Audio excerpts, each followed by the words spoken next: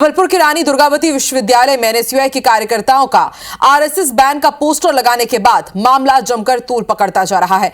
विश्वविद्यालय प्रबंधन की शिकायत के बाद पुलिस ने एनएसयूआई के कार्यकर्ताओं को उनके घरों से हिरासत में लिया, जिसके बाद अब कांग्रेस विधायक लखन घनघोरिया एनएसयूआई के कार्यकर्ताओं के समर्थन में सैकड़ों समर्थकों के साथ देर रात सिविल लाइन थाने पहुंचे और थाने का घेराव कर दिया, प्रदर्शन करने लगे। वहीं लखन घनघोरिया ने कहा कि एनएसयूआई के कार्यकर्ताओं ने आरएसएस पर बैन करने की जायज मांग को लेकर अपना प्रदर्शन किया था और पोस्टर लगाए थे, लेकिन पुलिस ने सरकार के दबाव में कार्रवाई करते हुए कार्यकर्ताओं को गिरफ्तार किया।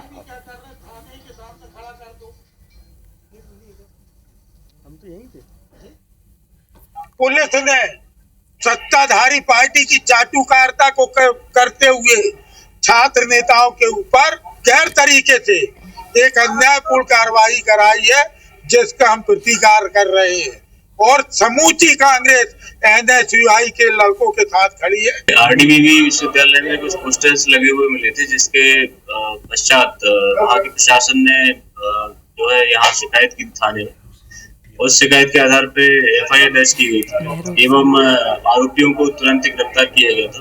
जो आरोपी थे उनको जमानत पर छोड़ा गया है, आगे पूछताछ के लिए उनको बुलाया जाएगा।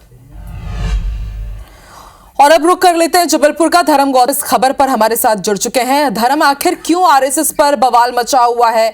आखिर अचानक से एनएसयूआई के कार्यकर्ताओं ने आरएसएस को लेकर के क्यों विरोध प्रदर्शन किया? उनके खिलाफ पोस्टर्स क्यों लगा दिए गए? और अब जैसे इस मामले में सियासत हो रही है, लखन घनघोरिया ने थाने का घेराव कर दिया, क्या आरोप लगा रहे हैं लखन घनघोरिया और आगे इस मामले में अब क्या होगा?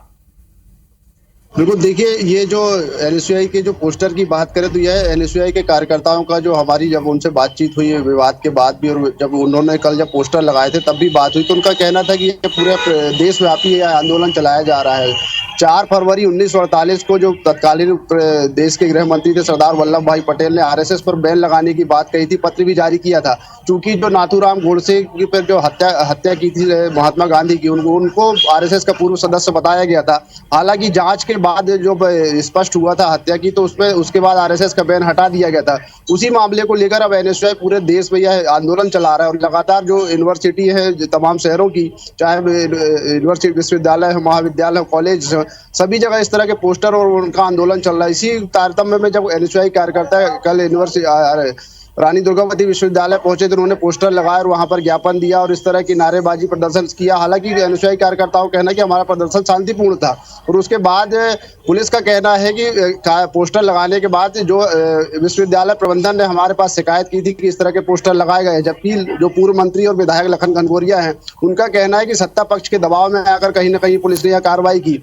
जब देर रात पुलिस जो कार्यकर्ता एनएसयूआई के कार्यकर्ताओं को 1 से 2 बजे के बीच गिरफ्तार करती है, उन्हें घर से उठाकर थाने लाती है, उसके बाद इस पूरे मामले ने तूल पकड़ लिया। पूर्व मंत्री लखन घनघोरिया अपने सैकड़ों समर्थकों के साथ और एनएसयूआई कार्यकर्ताओं के साथ सिविल लाइन थाने पहुंचे और वहां पर जमकर पूरे थाने का घेराव किया, प्रदर्शन किया और हंगामा करते वहीं पर धरने पर बैठ गए जब तक कि एनएसयूआई के कार्यकर्ताओं की वहां से जमानत नहीं हुई।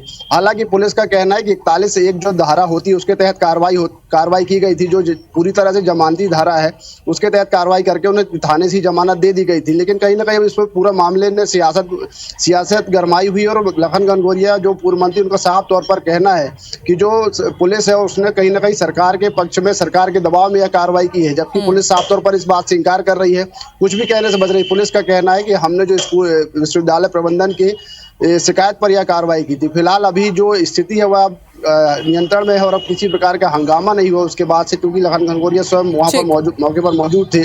जब एनएसयूआई कार्यकर्ताओं को वहां से जमानत दे दी गई तो वहां से चले गए। लेकिन कहीं ना कहीं अब ये पूरा आरएसएस पर बैन लगाने जो पोस्टर है, यह चर्चाओं का विषय बना हुआ है जबलपुर में इस हंगामे के बाद, और कहीं ना कहीं विवाद की स्थिति यहीं से शुरू हुई। ठीक है, अब देखते हैं आगे और किस तरह से सियासी बयानबाजी इसमें होती है, क्योंकि अभी तक इसमें भाजपा का कोई पक्ष सामने नहीं आया है। शुक्रिया अपनी जानकारी के लिए।